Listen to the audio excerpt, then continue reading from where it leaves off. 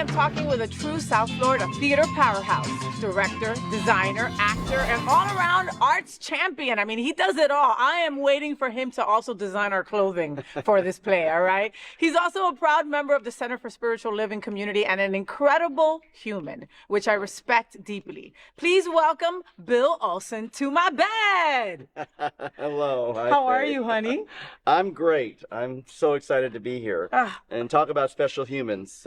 That's you. Oh, please, Bill. You are just exceptional. So, you know, you've done it all. You've been an actor. You've been a designer. Yes. You've been a stage manager.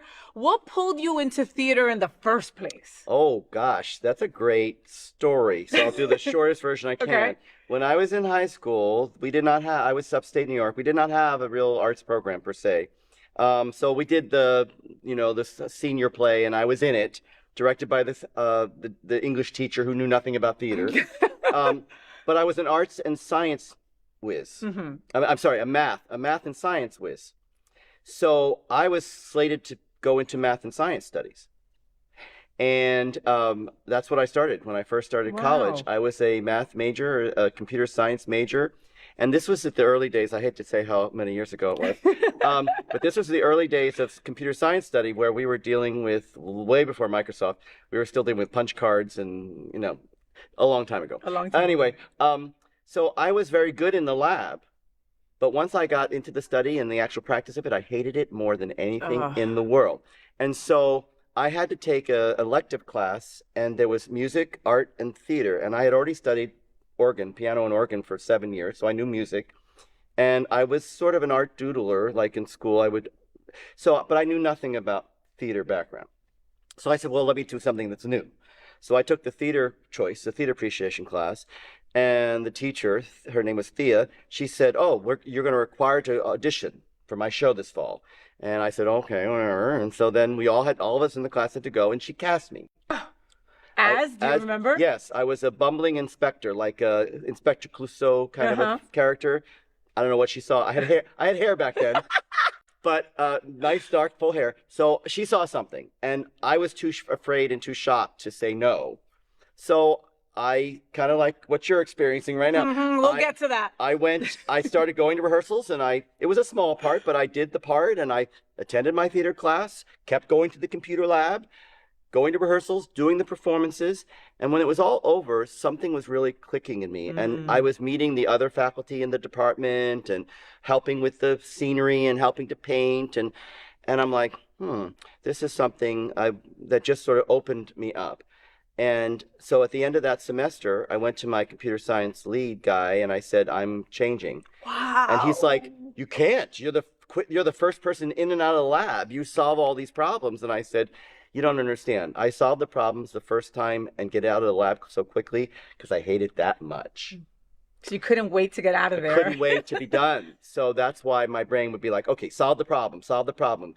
Punch cards go through, everything clicks. He says, good, you can go. Your lab project is over. And I'm like, you're the fastest programmer I have. And I said, but I hate it. But it didn't fill you with joy. It didn't Not bring at you all. that. But I mean, how incredible that you had, I'm going to use a Spanish word, the cojones. Okay, it was to say, because you know what I mean. At that age, you're like, I have the brain for this. I'm good at this. I can make money at this. I should be doing this. And that was the next step in the process. So the faculty I encountered started taking me under their wing, and I learned that I could actually design and draw and had a propensity for the construction of scenery. My dad had been a carpenter as a hobby. He was a chiropractor by profession. So we built things in the garage. And so I was familiar with tools and woodworking, but not at this kind of level. And his name was Ken, the guy I was working with in the program for the scenery and that, he was like, well, you're a natural at this. So in 1 year, I put together a portfolio by projects that I was doing in class. He hooked me up to go to an interview at North Carolina School of the Arts in Winston-Salem, which at the time was one of the top 10 art schools, conservatory type programs in the country. And I got an artistic scholarship based on my portfolio. Holy crap. So you were meant to I went to North Carolina School of the Arts based on, all I had to do was pay for my room and board. So yeah, it really changed everything. Yeah, actually. and you never know where that seed is planted, you know? And it's crazy because you're a freaking brain, but you're also a brain at this, and we'll get to the scenery later. That is wow. So after you lived in New York, you did Yes. New York, you did all of that. You toured the U.S., That's you right. toured Europe. So, right. I've never, the odd thing is that, you know, I finished my undergraduate work. I had a BFA. I was a professional scenic artist, someone that I studied with at school in North Carolina. What North Carolina had that was special is almost all their faculty were working professionals. So they didn't live at campus. They lived in New York and LA, and they would come for a semester and work with the students, and How they would go cool. back to their job. So the one woman, Rachel, who taught me how to paint scenery, she was a professional scenic artist in New York, and she would come to work with our students just for the period of time and then go back to work. So like one semester at a time. She told me, she's like, oh, if you ever come to New York, I have to be the first person you call. I'll give you a job. That was the point, yes. So I finished my undergraduate degree. I got a wonderful opportunity to go to a summer stock theater in Maine. Spent 3 months there and was interacting with all people from New York City, and they're all saying, oh, you need to be in New York, you need to be in New York. So I finally arranged to go to New York. Rachel was indeed my first phone call.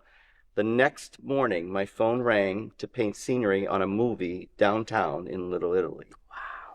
And at that point, it was the movie, dating myself again, how many years ago? It was the movie that Mickey Rooney was in when he was a mature person, but Ragtime. It's a movie called Ragtime, back in the 80s. And so I worked from that, and I worked in off-Broadway theaters, and I painted scenery all over the place, and ended up designing scenery for a little opera company in Manhattan. And I mean, it just ever kept coming and coming and coming. And I worked for the New York City Ballet for 6 years. So it was just all these opportunities to work. And I always have told my students, because I've taught both college and high school before retiring. I have retired now, although I'm working harder than I ever have. For real. But in the last 5 years before retiring, I was running a theater arts program for high school on the other side of the state. But I always told my students, always be open, never say no, really, because you never know what's going to lead to what. To your next gig. And that's also why you also have to be very respectful and nice with people. That actor that's working with you in some off-Broadway thing might be the director of something incredible on Broadway in a couple of years, right? And I said to my students, you always want to make yourself the most wanted, wonderful person to work with and for, that when they're looking for, they'll call you. They'll think of you. And your phone will keep ringing. And that's how my 20s and 30s and my phone kept ringing. But how did you end up at Caldwell then, here? Okay, so that was interesting. So I was teaching at a college in Broward. I was teaching at Broward College at the time. And we were going through some transitions. I was there for 7 years. We were going through some transitions with faculty that were retiring. The program was evolving and changing. So similarly, someone asked me in the community, there was a theater group here called the Public Theater of Greater Fort Lauderdale. Don't believe they're in existence anymore, but they asked, the gentleman who ran that program asked me to direct. He knew I was a director, came to the college and saw something I had just directed, which we were competing at the state level in competitions, and we were winning all kinds of awards. So he said, would you direct for us in the summer program? We're doing a summer series of new plays. And I said, well, let me see the play. And because I don't say yes, I mean, I say yes, you always say yes, but I also got to make sure I'm the right person for that job. So I got this play and he sent it to me. I read it and he told me that he had already arranged for a very wonderful actor in this community to be a part of it, to play the lead, and an equity actor who was well known at the time. And so I read the play and I said, oh, this is exciting. And you're going to have Peter. I said, oh, this is exciting. So I did that project for him. And Peter, who was a regular actor for Michael Hall at the Caldwell, he worked Michael would do 8, 9 shows a season. Peter would be in 3 or 4 of them. And so Peter knew they were looking for a new resident equity stage manager. And so he connected me to go to an interview. So I went to this interview, met with Michael, the artistic director, and Pat, his company manager, and they hired me. Wow. So I was there for 7 seasons. So that was exciting. And then I went from there, my phone rang again, and I got a call to tour. And it was something I had always wanted to do. And actually, I take that back. I did get that call when I was teaching. And it was at the wrong time. It was February, and a semester had just started. And I get a phone call, and they said, we want you on tour. Can you replace somebody? Can you come? Would you be available as early as March? And I said, no, I'm teaching. I'm still teaching. And I had a commitment to my students. Pardon me. At the beginning of every semester, they would make a commitment to themselves and to me to do their best work. So I'm like, I can't bail on them. Yeah, you committed to that. I committed, I asked their commitment. So the last thing I can do is halfway through a semester go, oh, by the way, guys, I got a great job offer. See ya. Bye. Bye. Yeah. So I chose not to do that. So then I got the Caldwell job and was working there. And then the call came again, and it came in the summer when we were off for something for the fall. So I went to Michael and I said, I had been training an assistant person. I said, I think you guys are in perfect shape. I said, I think I'm going to take this opportunity. It was just something. By that time, I was in my mid-30s. And so it is something I had always hoped to do, and it just never connected, right? Now it was connecting. So I said, I got to go. You got to go, and you got to do it. So I toured the whole United States, been in every single state of the United States, including Alaska and Hawaii. And we've actually worked, meaning we performed, did a production in every state except North Dakota. Oh, wow. So I've been in North Dakota. We had a hotel stopover. We were driving west, and we stopped over in North Dakota. So I could say I've been to North Dakota. But I've also worked, done a project, in every employment in every single state. That's amazing. Yeah, it's pretty exciting. When did you end your time with Caldwell? Because now here we are, 2026. Right. So that was 1997. Oh, okay. It's been a while. Yeah. And then since then, you've still done. Yes. So then I toured the States, and then through a connection there, a production manager from LA called me and said, I represent a company in Germany that produces American-style Broadway musicals, and they use American actors from New York and LA, but the crew is all German, and so we think you'd be great for the production manager. So I worked for that company for 3 seasons. So I was in Germany right up until September 11th. Do you know any German? I learned some. Yeah, I mean, it's been a while. All the bad words? No. Obviously, Guten Tag, hello, how are you? But I didn't know any German prior. Although I have German ancestry. I found out since that I have German ancestry. But I did not. I studied French in school. So I had 5 years of French. And French and German are nowhere near the same. No, at all. However, the German company was based in Berlin. We were in all of Germany, but then we went to major markets, meaning big cities. Vienna, Milan, Paris. So I did get to use my French. And when we were in Italy for 5 months, I learned that the Romance languages structurally are very similar.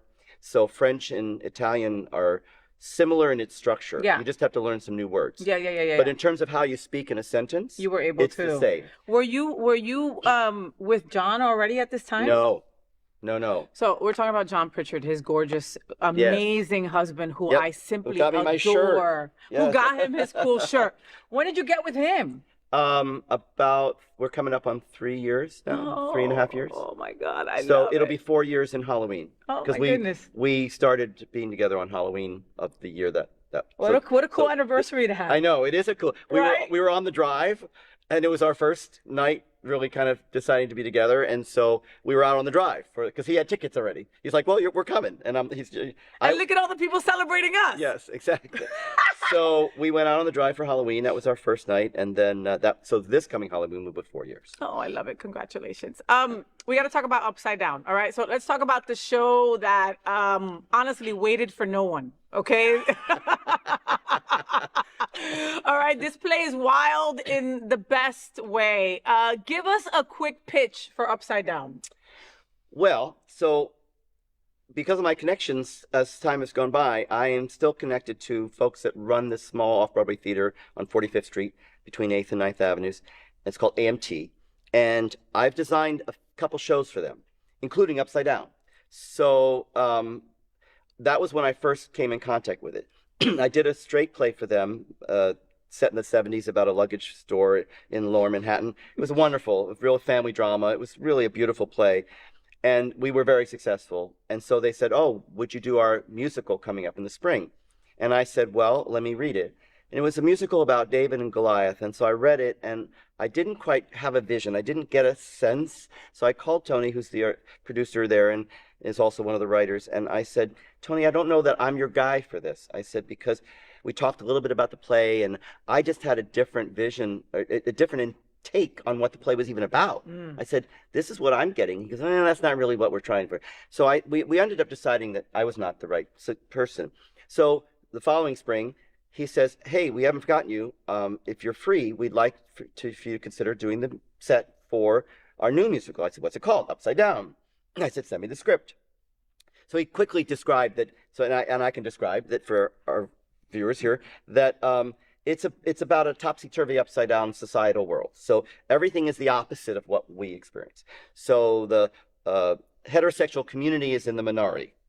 It's the 90-10, but flipped the other way around concept, right? And women are in all the positions of power, both in government and business and in the military. And so they sort of lead the pack in terms of the visions of things. And everything is the reverse, including some of the jokes. So like there's a theatrical producer who has some dialogue where she says, Cats. She just produced Cats, and it was a big flop. She's like, what was I thinking? A musical about cats. Nobody bought a ticket. Well, in reality, we know it ran for 22 or something years, right? So there's those funny jokes. And there's several of them, like, the women complain about why can't men learn to change the oil once in a while, So it's all those sort of kitschy jokes. But what captured me is that there's this story. It's a story about an agent having an idea for her two friends who she represents, who are a writer, composer, lyricist duo, to write the first Broadway musical about a straight relationship. So that's record-breaking in this world. Just like I lived in Manhattan back in the 90s when William Finn wrote Falsettos, and it was the first Broadway musical about a gay relationship that wasn't characterized in a bizarre way. It was real. It was authentic. There was a real relationship. The Broadway community was seeing that for the first time in the mid to late 90s. And then he wrote like 3 shows that followed after that. So there's like a trilogy of shows. But that gave way for the Rents and stuff like that. No, None of those plays would have ever come to pass without that. This was the pivotal moment when he wrote that. And it was an off-Broadway show first and could have gotten lost to history, except somebody, I don't even know who, but some producer probably who was intelligent enough and had the forethought of knowledge that this is the time, this is the tipping point in society to bring it to Broadway. So they retooled it as a much bigger production with a big Broadway cast, and it was successful. So you're right, it opened doors to the Rents and all the other different artists who wrote shows about gay life and relationships and all the different things. So Upside Down is the reverse, where the straight folks are kind of closeted and hide themselves and go to bars where they don't want people knowing they're going in there. And so that was interesting. But what really captured me is in the opening scene, Robert, who is the composer of the duo, has a husband, Michael. He's got a successful marriage and relationship. And he jokes with his partner, Jack, his business partner, Jack, that, you've never had a relationship. These are both middle-aged men, late 30s, 40s. He's, you've never had a relationship. My husband says it's because of this and that and the other. And so the fact is that Jack has never had a successful relationship, and he doesn't know why. So they get onto this journey of this, that Maggie says, we need you to write this musical. It's going to be earth-shattering, that a musical about a straight relationship for the first time ever. So I'm going to take you with me to a straight bar and introduce you to a friend of mine named Tammy so she can act as your guide through this world, right? Well, then the play takes a turn. Jack meets Tammy, Tammy meets Jack, they meet up, they talk in the bar, then they interact with each other, and then they start going on a few dates, because these dates are for her to help show him and teach him about her world. But something pivotal happens. He realizes there's a connection that he didn't prepare for.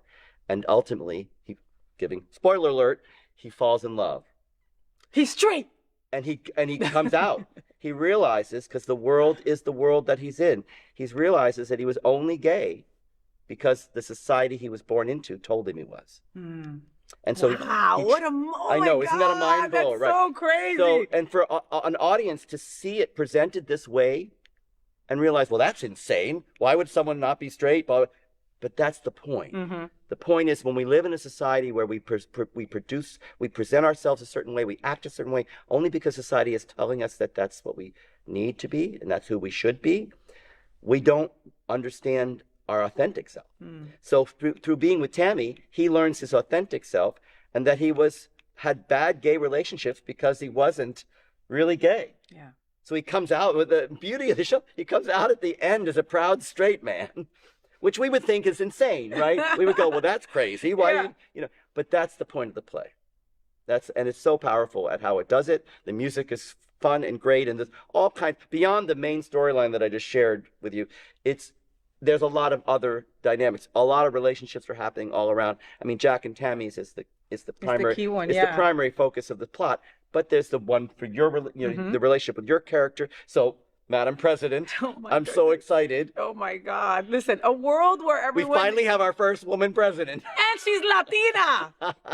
And understand that doesn't wash over me lightly. Especially in this day and age where ICE is picking up brown folks wherever they go. The fact that I am a brown woman president. Like that's just in this world that we're presenting. And that's to me, it's so important and powerful. It adds the dimension of why this play matters and why I was so thrilled when you agreed to play Madam President.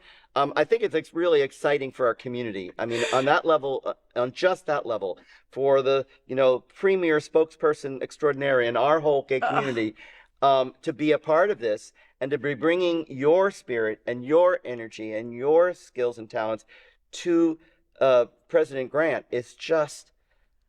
Every time you're up there working on rehearsal, I go, it's like, it's just so special and so exceptional.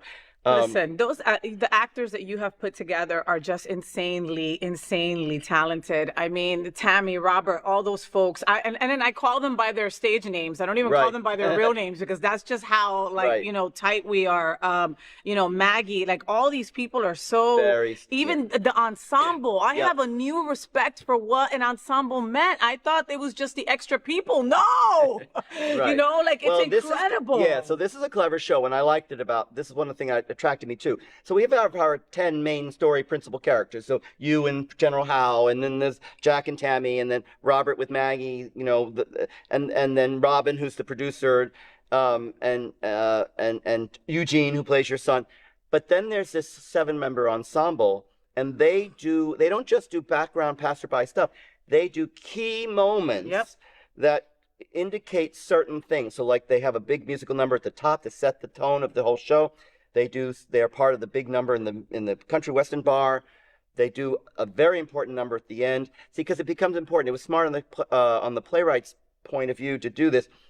We've been talking the whole show about this show within a show that these guys are writing, the first Broadway musical about a straight couple. We kind of need to see something of it, So when we get to the final opening night, we are outside the theater and everyone's getting their tickets, and there's all this energy and commotion and anxiety, and the general's going into watching, maybe going to shut it down because it's obscene, whatever.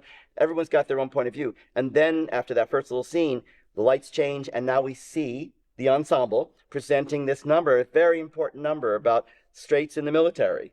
We have some lyric lines that are just so important that, about gays and straights fighting together and all this stuff. And so they do that number, and then we return back out to the theater, the lobby outside, the doors, and people are flowing out. Now the show is over. So they could have written the show without that, but then we would have had to imagine, well, what was this show but now we get to see this. It's called Raise the Flag. And they're raising what is the straight flag. Wow. Which we in New York had to design because we wanted something that was sort of iconic, like the gay flag, but in an upside down world, we wanted something that was representative in this upside down world of what might the straight flag be. Yeah. So a football or something, like, I don't know. I don't know, something like that. So it was cool. As a matter of fact, the straight flag we're using was mailed to me. It's the one we use in New York. Oh, I love it. Yay. Tamara mailed me a box with some props. Oh, that's so awesome. Some props. So Upside Down has been on off-Broadway. How big? It's a big freaking deal that we're doing this now here in Wilton Manors. I mean, like, it's the first place it's going to be shown after that. It is the first place. I had to ask. So when Rep Tina at CSL was creating this. Hi, Rep Tina. Yes. Hi, I love you, honey. Wanted to expand. It's her tenure, newly placed as our senior minister as of this spring, or the first of the year, I think. I'm sorry. I forget what month it is. I'm so into rehearsal. I know, it's January. It's already January. So in the beginning of the season. So I was fall. So she was installed in the fall, beginning of the new season. And she sat down right away with some of us who are part. John, my husband John, is president of the board. looking to establish her take on how the center will show itself up in the community. And because of her own personal background with dance and whatever, she had the idea of this thing that we now call the Arts at CSL. And so the intention was to bring the arts to the center, and that would mean theater, music by way of concerts, dance events, and we also included visual arts because she has this idea of having a contest with university art students to put a mural for the center out on the Dixie Highway. I love it. So she really is wanting to bring the community in a different set of ways. Yeah. So I said to her, well, theater, you look at music, dance, theater, art, visual art. I said, well, theater. Hi, I'm here. I could do that. And I retired. Yeah, I'm retired, so I have all the time in the world, right? So what am I saying? But anyway, so I said, I can do that. And so she said, well, we'd have to find projects that we think speak to the center and the core values. And so, which we have 7 core values at the center. And so this one ticks off several big boxes. One of the core values is love. And this one ticks that off in a huge way because it really ultimately is all about being able to love who you love. I mean, Jack wants to love Tammy in a society that kind of shuns him from doing that.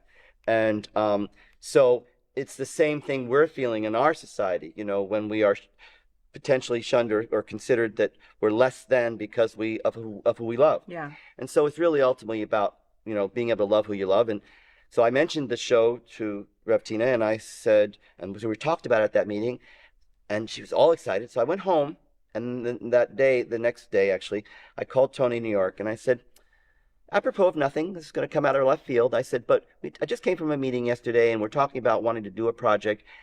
Is there any way, what would we have to do? How much would the royalties be? Would it even be possible to get permission to do Upside Down for the first time outside of New York? And he's like, well, tell me about what you want. What are you doing?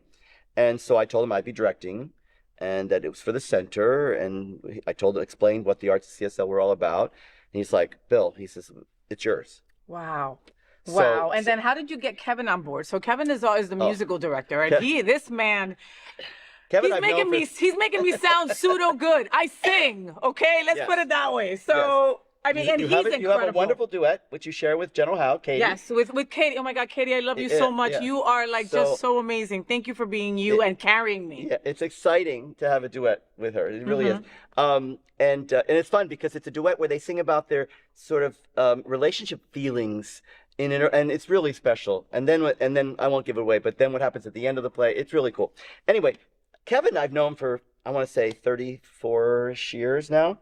So he used to be the music director at the Caldwell. Oh, right? Okay. Way back in the 90s. Yeah. And so he was there for many, many seasons. He was living in New York at the time. And would come down for Michael because Michael didn't do musicals all the time, but whenever he would, most of the time Kevin would come and be the music director. And then he and I worked on other projects. So we've been friends, fast friends, for more than 32 years-ish. So when we were planning this together, and he's also recently retired, he, like me, was teaching at Savannah College of Art and Design in Savannah. And so he just reached a retirement there. And I said, well, hey, since you got all this free time on your hands, would you consider music directing Upside Down?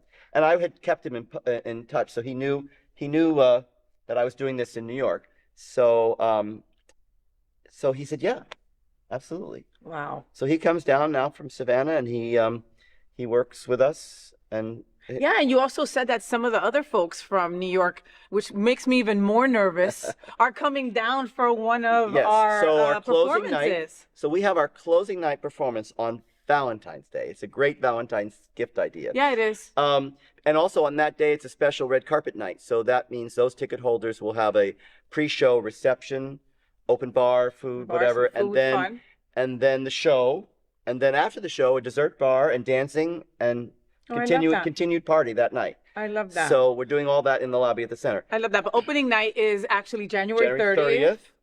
Right? So that's a Friday night. So we're doing 3 weekends. Friday night at 8, Saturday matinees at 2, Saturday night at 8. We're not doing Sunday matinees this go around because of the center has service and whatever. Of course. So we're doing three shows a weekend for 3 weekends. So it's a total of 9 performances.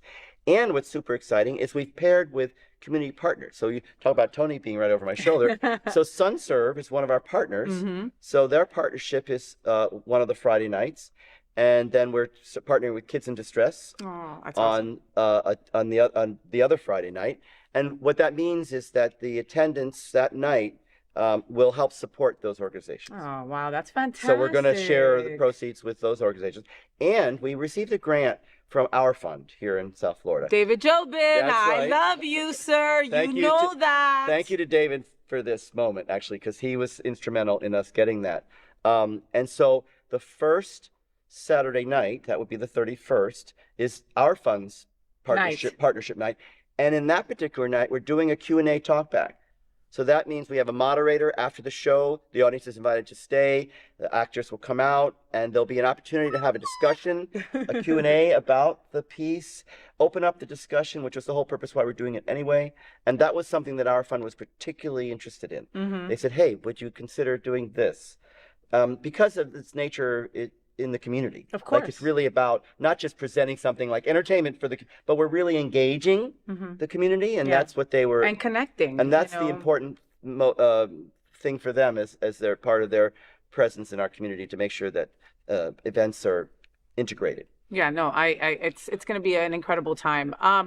Let's talk about John one more time. So you're, so like we were saying, John is, chairperson of their current president of the board. He's the current president of the board. He's been there for 2 terms. His term is about to end, and so the board will change every spring, like May, I think, ish, somewhere around the May. The board's tenure is over. Okay. And the congregation votes on the new board. And if you've not served 2 terms, like all the people who are currently on the board who have not served 2 terms, will stay. But the couple people who have served 2 terms, their tenure ends, and they get replaced. I don't know exactly the bylaw rules, but you can join the board again, but I think you have to wait a year or something like that. 1 term, 1-2 year period or whatever. What does it mean to create art? Because this is art, right? You know, inside a spiritual community with your boo.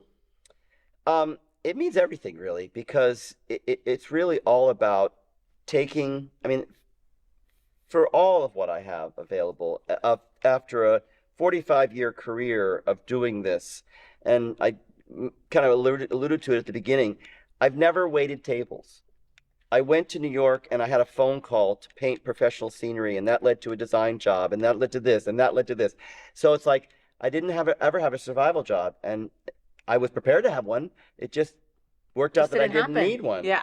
And so after 45 years of doing this professionally, in one way or the other, even academically in a classroom teaching or out on the streets, working for professional companies, now I'm at a point where I'm like, I have all this stuff that I've accumulated, and here's an opportunity to get it out and make it matter and make it count. I love it. And so the answer to your question is it means everything. And I was super thrilled that Rev Tina, when that first meeting happened, that she asked to include me as a brainstorming. We were just sitting around a table brainstorming the concept of arts at CSL. This is before it existed, and so what might it look like? What would we do? How often would we do things? And so John has been instrumental, I mean, amazingly instrumental in getting the word out. So I do what I do. Mm-hmm. So I design and build scenery, and I do so constantly, by the way. I've been doing so I've been doing alterations in the last couple of days. Get ready for dress rehearsals coming up in about a week. But I design and paint scenery. I love to paint. Painting is my yoga zone place in a way, because I love to paint. I think it was our first read through, or it might have been our second one, when you showed us the model. When you showed us the models that were beautiful, and I'm like, I wonder where he bought these, right? You know what I'm thinking? Like, maybe there's some kind of, a company who does this, which I bet there is, yeah, of course. Because the intricacies of these sets that he had built, and how they went in front of each other, and a curtain and then this thing went right over it and changed the whole thing. Yeah. I was blown away. I'm gonna get a video of it and put it on my social media next time I see it. The challenge was, relative compared to the musical they're doing this season, or that David and Goliath musical, Upside Down, when they first brought it to me in the New York production, takes place in 14 different scenes in 12 different locations. So that means only twice do we go back to a location that we've been to. Oh, wow. So like when we go to the Oval Office for your scene, we don't go back to the Oval Office. Yeah. So that means there's 12 uniquely different locations. And it's a challenge. On one stage. On one stage. So it's a challenge to have the pieces and parts and that, you know, so we have a lot of things that turn around and flip and have double duty and do all kinds of magic. There's a lot of magic going on. So cool. Some of which I won't share because that takes away the magic. But yeah, so that is exciting. That's what I do. So what John has done is he's been responsible for everything else about the marketing and promotion. So he's constantly watching the thousands of hits that are coming on the posts that he's doing. The videos and all that, yeah. And what with here's talking to you and being on the TV screens at Scandals or over at the pub or all the different places where our ads are appearing in out South Florida and all the different magazines. We have an article coming out this week, I believe. So Rick Carlin is writing it as well, right? Rick is a friend of the show. Hi, Rick. So we're reaching that, what I call that tipping point, where the community is really going to be fully aware. I mean, the worst case scenario is that you have a wonderful group of people and you're all committed and you're all talented and you're doing your little thing, but nobody knows about it. Ugh. You know, that's the worst case scenario because you put all this effort in and I've been in some of these groups where something happens and after it closes, someone I see on the street will say, "Oh, what's the thing?" I'm like, "No, it closed." "Oh, I didn't." And so it breaks your heart. It does, especially when it's something so good and that people are so committed, you know? So, but let me tell you that John's doing his job. Yes. Because, I mean, I'm getting texts every day from certain people in our community and are like, "I didn't know you were in a play." What's this place? Send me the link, you know? And I'm like, oh, so he's doing his job. He is. And he's done an amazing, it's not been easy either because we're not set up. This is the premier production of the arts at CSL. We're not Empire. We're not Foundry. We're not those stages that are, you know. That have their routines already. Yes. John carved it out of nothing, you know. He had to get in there and do all of that preparation. And so, you know, reaching out to the South Florida Theater League, all the different components about how to connect to our community. And he's just done a magical job. And now it's so simple, you know, because I have friends who say, you know, we have a flyer that has the QR code. And so that's all great. If you're there and you have a phone, you can, but I had a friend who said, well, if I don't have the QR code, how do I reach you? Well, the CSL has a website. Of course, CSL is a huge organization. So if you just go to the general page, it can get cumbersome to try to go all the tabs and try to find it. Well, now if you just simply submit and Google the arts at CSL, the first thing that comes up is going to be the link to website Upside Down. Perfect. So the arts at CSL on a Google search is all you need to direct you to the link. That's it. Takes you right to. It pops up. And I mean, and if you even just type in CSLFortLauderdale.org, it'll pop up too. I've also found out because I tried it. If you type in Upside Down. Oh. It'll take you. It'll. Google search of Upside Down. You see? Upside Down Fort Lauderdale, I guess, because Upside Down. Otherwise, it will take you to the New York production. It'll take you to information about that. So if you type up Upside Down Florida or Upside Down Fort Lauderdale, it'll come up. Yeah. And if you do it on Facebook also, because all the dates are there as well. Right. You know, again, John's been busy. All right, so that's January 30th and 31st, February 6th and 7th, and February 13th and 14th, right? Yes. All right, so let's finish our interview with a quick game. We call it Say What with FayWhat. It's a rapid fire. You get two options, and you just answer real quick. You ready? Yeah. Director or actor? Director. Off-Broadway or regional theater? Regional. Rehearsals or opening night? Rehearsals. Comedy or drama? Comedy.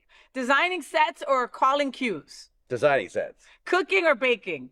Oh, baking. I'm the baker. Oh my God, he could cook. Oh, dinner party or pool party? Oh, a dinner pool party. A dinner pool party. New musicals or revivals? Revivals. Big cast or small cast? Small cast. All right. Well, don't miss Upside Down at the Center for Spiritual Living. Visit CSLFortLauderdale.org for tickets. You can also type in Upside Down and it will pop up. Bill Olson, thank you so much for flipping the script, for giving me an opportunity that I don't know. I might want to hurt you at the end of this.